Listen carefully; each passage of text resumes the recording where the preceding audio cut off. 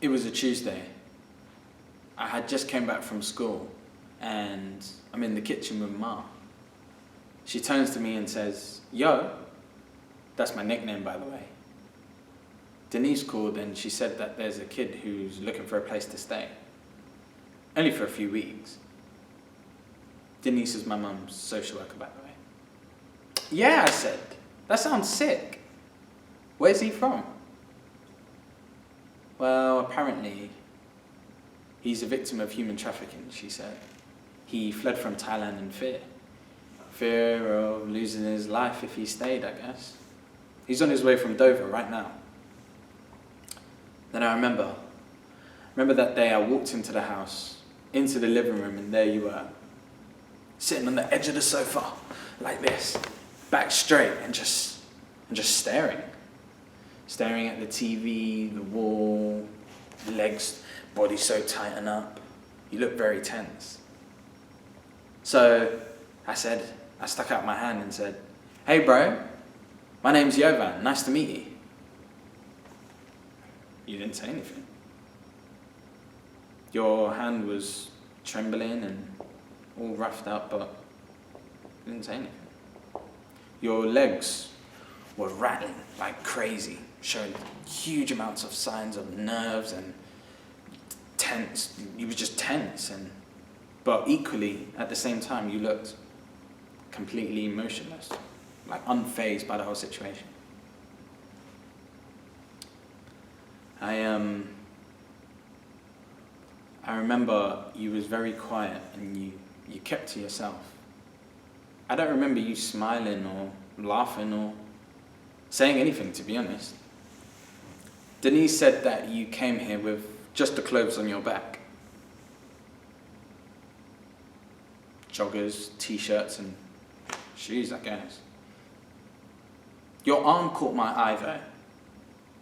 I remember seeing all types of bruises and scars all across your body. I was like, what? That can't be right. I looked further, and then I saw what looked like, at least, cigarette burns and whip marks. You see, to you, I'm just another person who has a lot of nice things, or whatever that means. Anyway, Ma looked at me and I looked at her. "Something's not quite right here," Mum said to me one day. I said, "Huh? What are you talking about?" She was like, "Yeah, something's not quite right here. I feel it in my gut. I feel it. It's my mother's instinct." I brushed it off. Nah, it's probably nothing. But it's funny how life works, because unfortunately, she was right. Then it happened. February the 15th.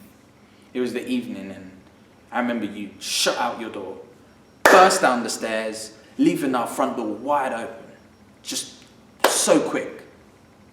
Then we see a blacked out 7-seater van pull outside our house, just slowly. You and the driver are talking for a little bit, and then you hopped into the van. What were you and the driver talking about? What could you be possibly talking about? Anyway, 10 to 15 minutes go by and we begin to grow worried. We're all upstairs looking through the blind like, oh my God, what's going on? This shit's like a movie.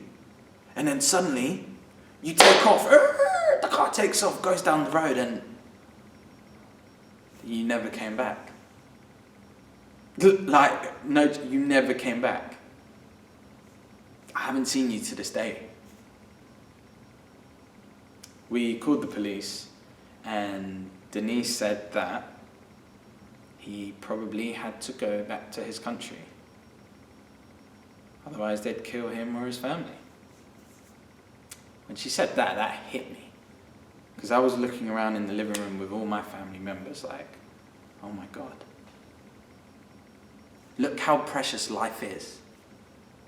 You each have rights. Every single one of you. Whether you know that they're there or not. So don't take them for granted. Don't look past them like I did.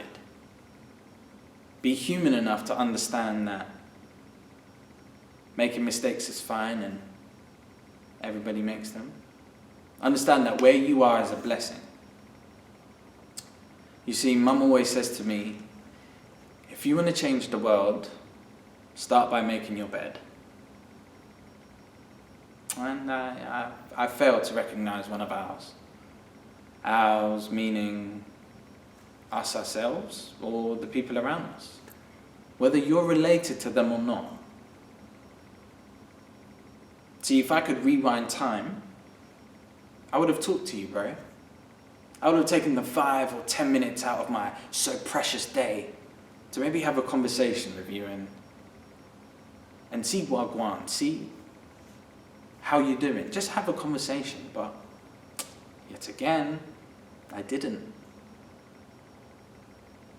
Maybe if I would have talked to you, maybe you wouldn't have gone.